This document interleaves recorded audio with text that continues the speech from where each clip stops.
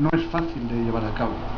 Expedientes, proyectos, declaraciones de impacto ambiental, en fin, todo.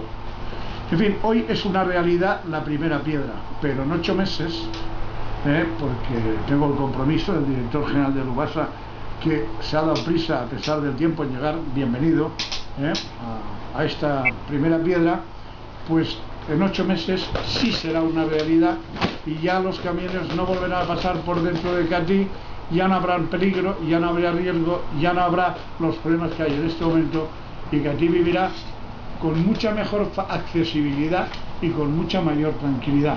Por lo tanto, a pesar de mal tiempo, como dice el refrán, a mal tiempo, buena cara, que la disfruten muchos años y que esto no sea nada más que una de las muchas infraestructuras que, si seguimos gobernando, vendrán al municipio de Catí. Muchas gracias.